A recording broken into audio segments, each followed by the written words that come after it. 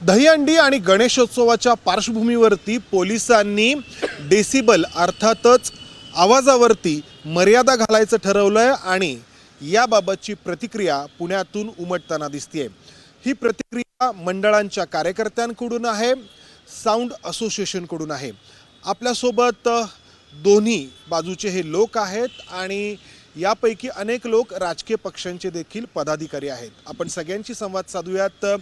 धीरज भाऊ, 2 टॉप आणि 2 बेस म्हणजे 4च साऊंड सिस्टीम वापराव्यात अशी ही जी सूचना आहे, तर त्याबद्दलची तुमची प्रतिक्रिया काय आहे? मंडळांना हे शक्य आहे का? नाही, मुळात असे की या विषयात पोलिसांनी अत्यंत घाईघाईत एखादं स्टेटमेंट करणं हे चुकीचं आहे। या संदर्भात मागच्या आठवड्यात पोलीस आयुक्तांकडे एक बैठक झाली ध्वनी प्रदूषण या विषयामध्ये आणि आम्ही सुद्धा पोलीस आयुक्तांना भेटून या संदर्भात आमचं म्हणणं मांडलेलं आहे। मुळात पुण्यातल्या गणेशोत्सवामध्ये स्पीकर वाजवणं हे काही आज नाही आहे, अनेक वर्ष मिरवणुकीमध्ये स्पीकर वाजतात। त्याच्यामधला अतिरेक कमी झाला पाहिजे का? तर 100% कमी झाला पाहिजे। पण याचा अर्थ तुम्ही ज्याला म्हणता येईल की कायद्याचा बडगा दाखवून विनाकारण अशा पद्धतीने गणेशोत्सवाच्या तोंडावरती किंवा दहीहंडीच्या तोंडावरती अशा पद्धतीने एखादं विधान करणं, मी परवाच्या दिवशी त्यांना मग असं म्हणलं की तुम्ही मुंबईतले दहीहंडी थांबवू शकता का? कायदा सगळीकडे समान आहे आणि पुण्यातले नागरिक या गणेशोत्सवात सहभागी होतात। तुमच्या आमच्या घरातले नागरिक असतात, महिला असतात, सगळेच असतात। ज्या पद्धतीने गणेशोत्सवामध्ये मिरवणुका निघतात, गर्दी असते, त्या पद्धतीने त्या मिरवणुकीमधला साऊंड हा वापरला जातो। आपण गणेश मंडळांशी चर्चा करून एकमताने याच्यावरती काहीतरी सुवर्णमध्य काढला पाहिजे अशी भूमिका आम्ही त्या ठिकाणी मांडली आणि पोलीस आयुक्तांनी यावरती दुजोरा दिला। 2 साऊंड आणि 2 टॉप आणि 2 बेस वापरणं शक्य आहे का? नाही, तसं बघायला गेलं टेक्निकली तर शक्य नाही आहे। कारण काय आहे की प्रत्येक सिस्टमचं, प्रत्येक चांगला इंजिनिअरिंग केलेला सिस्टम, भले तो भारताचा असू दे बाहेरचा असू दे, जे इंजिनिअरिंग असतं त्याची एक क्षमता असते, त्याचा एक पॉवर असतो। ते 2 बॉक्समध्ये 2 मिड हाईजमध्ये आम्ही समजा मी एक बाबूगेनू चौकात जर का मी काम करतोय किंवा मी एखादा मिरवणूक मी काम करतोय, एवढ्या मोठ्या गर्दीत त्या 2 बॉक्सचा आणि 2 बेस 2 टॉपची तेवढी क्षमता आहेच नाही।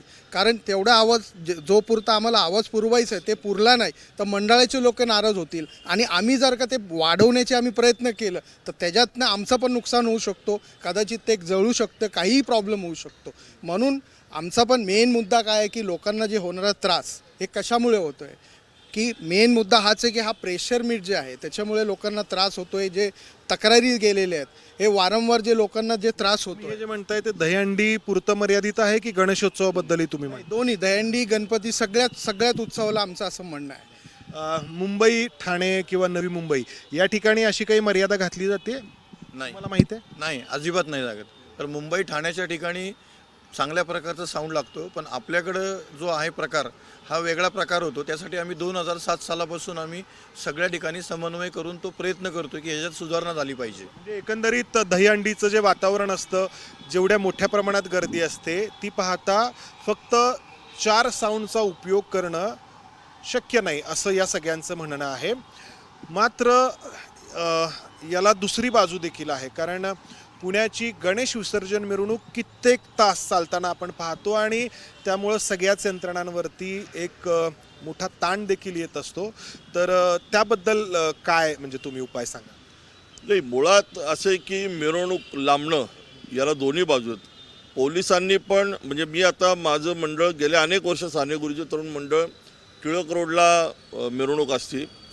पोलीस प्रशासनाने मागच्या वर्षी आम्ही त्यांना वारंवार विनंती केली, निवेदनं दिली, बैठका झाल्या, सगळं झालं, परंतु पुण्याच्या पोलीस प्रशासनाचं जेवढं नियंत्रण किंवा जेवढं लक्ष लक्ष्मी रोडवरती असतं, कुमठेकर रस्त्यावरती असतं, केळकर रस्त्यावरती असतं, तुलनेने टिळक रस्त्याला त्या पद्धतीने लक्ष दिलं जात नाही। कार्यकर्त्यांची पण निराशा होती, आमची पण इच्छा असते की आमच्या बाप्पांचं विसर्जन हे वेळेत झालं पाहिजे। अलका चौक आणि लक्ष्मी रस्ता हे सेंटरला राहतात, बरोबर आहे। आणि पुण्यातला गणेशोत्सव म्हणजे 2-5 गणपती म्हणजे पुण्याचा गणेशोत्सव नाही आहे। आम्ही सुद्धा गेले 88 वर्ष गणेशोत्सवाच्या माध्यमातून आमचं मंडळ काम करतं। तुम्ही प्रत्येक मंडळाला त्या पद्धतीने योग्य तो न्याय दिला पाहिजे।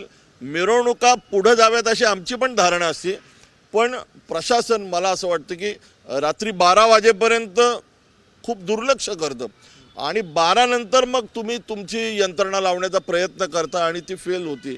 ह्यावेळेस पण आमचं पोलीस आयुक्तांना आणि अधिकाऱ्यांना सांगणं आहे की आम्ही सुद्धा दुपारी 3 वाजता मिरवणूक काढायला तयार आहोत. आम्हालाही वाटतं की रात्री 12 वाजेपर्यंत विसर्जन झालं पाहिजे. तुम्ही यंत्रणा लावा, आम्ही योग्य त्या पद्धतीने सहकार्य करू आणि गणपती बाप्पांचं विसर्जन वेळेत करू. दहीहंडीला ज्या पद्धतीने आता ही जी म्हणजे एका अर्थाने सुचवलं आहे म्हणजे 4 साऊंड, तर तुमचं काही बोलणं झालं तुमच्या मंडळातल्या पदाधिकाऱ्यांसोबत, तर काय एकूण कार्यकर्त्यांची याबद्दलची मत आहेत? आमच्या जवळपास आता 2 बैठका झालेल्या आहेत. एक छोटी झाली, एक मोठी झाली सर्व मंडळांची. सर्व मंडळांचं एकच म्हणणं आहे, तुम्हाला जे काय निर्बंध लावायचे, जे काय नियम अटी लावायचे ते तुम्ही 1 जानेवारी 2027 लावा. जसे आत्तापर्यंत सगळे सण तुम्ही निर्बंधमुक्त ठेवले, तसं दहीहंडी आणि गणेशोत्सव पण निर्बंधमुक्त ठेवा. आत्ता गणेशोत्सवाला आम्हाला कुठलाही निर्बंध नको आहे. कारण काय होतं आहे की आता सगळ्या आम्ही साऊंड ठरवले आहेत. आता सगळ्या तयाऱ्या जवळपास 80% झाली. दहीहंडीच्या सगळ्या तयाऱ्या 100% झाल्या. 8 दिवसावर दहीहंडी उत्सव झालेले आहे आणि अचानक हे निर्बंध नागपंचमीला आणि शिवषष्टीला उत्सवाला दिसायला लागले. मग सगळे मंडळाचे कार्यकर्ते सगळे चलबिचल झाले. मुळात म्हणजे आज हा विषय असायला आहे की तुम्ही हा विषयच काढायचा नव्हता. बरं, पुण्यातनं हा विषय कुठनंच नाही आला, फक्त झोन 1मधनंच हा विषय आला. बरं, झोन 1मधनं जवळपास आत्ता तुम्ही जो प्रश्न विचारला की मिरवणुकांना वेळ लागतो, पुण्यातनं जवळपास 500 मंडळांच्या मिरवणुका निघतात. मग 500 मंडळांना मला तरी असं म्हणणं आहे थोडा तरी वेळ लागणारच, त्यात दुमत नाही. रात्री 12 ते पहाटे 6पर्यंत त्यात साऊंड बंद असतात, लाईन बंद असते. मग हा जो वेळेचा विषय तो पण एक मार्गी लावायचा आहे. दुसरी गोष्ट, तुम्ही जे साऊंड म्हणताय ते आता कुठल्याही मंडळाला शक्य नाही आहे. सगळ्यांनी एकच मागणी ठाम ठेवलेली आहे की आम्ही निर्बंधमुक्त गणेशोत्सव करणार. आज तिथं जी महानगरपालिकेमध्ये आमची बैठक आहे तिथं आम्ही सर्व पक्षांना पण आवाहन करणार की तुम्ही आज मंडळाचा कार्यकर्ता म्हणून आज आमच्या संघ संवाद साधा. तुम्ही पक्ष म्हणून कोणीच भूमिका नाही मांडायची. आज तुम्ही जर पक्ष म्हणून भूमिका जर मांडायला गेला तर कुठंतरी 19-20 काहीतरी होणार. मग ह्यांचं ऐका त्यांचं ऐका असं होणार. आम्ही सर्व मंडळांना विचारलं की बा 4 बेस लावायचे का, कोणाचंही हा उत्तर नाही. काय म्हणतात, भाऊ जे काय निर्बंध आहेत ना 1 जानेवारी मग तुम्ही सगळ्यांना लावा. मग तुम्ही असं ना करू की ह्याला वाजून दिला आणि त्याला नाही वाजून दिला, ह्याचे साऊंड उचलून न्याला आणि त्याची मशीन त्यांनी तणाव निर्माण होणार. आणि आत्ता जर का हा आज जर निर्णय खरंच नाही झाला तर नक्कीच तणाव निर्माण होणार आहे. आम्ही कठोर भूमिका घेणार आहे सर्व मंडळ म्हणून. आम्ही कुठेही आज माघारी घेणार. किती मंडळ आहेत पुण्यात अंदाज? आमच्या परवा सर्व मंडळाची जेव्हा बैठक झाली जवळपास 300 मंडळ होती.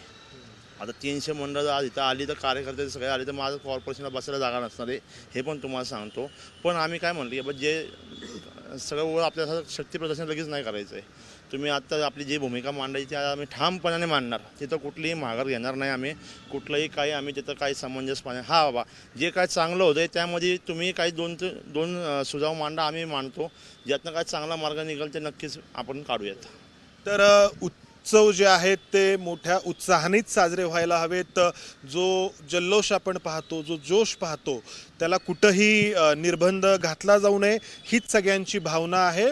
त्यामुळं दहीहंडीचा जो उत्सव आहे तर त्याच्यामध्ये आपण पाहतो की मोठ्या साऊंडशिवाय त्या ठिकाणी वातावरण निर्मिती होत नाही. मात्र गणेशोत्सवाचा खास करून जो विसर्जन मिरवणुकीचा विषय आहे तो अधिक गुंतागुंतीचा पुण्यात बनत चाललेला आहे.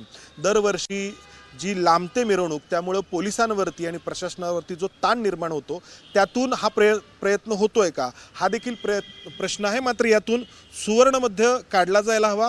गणेश मंडळांचं आणि या पदाधिकाऱ्यांचं म्हणणं आहे की आमचंही जे म्हणणं आहे ते ऐकून घेतलं जावं. कॅमेरामन अमोल गवाळेसह मंदार गोंजारी, ABP माझा, पुणे. ABP माझा, उघडा डोळे बघा नीट.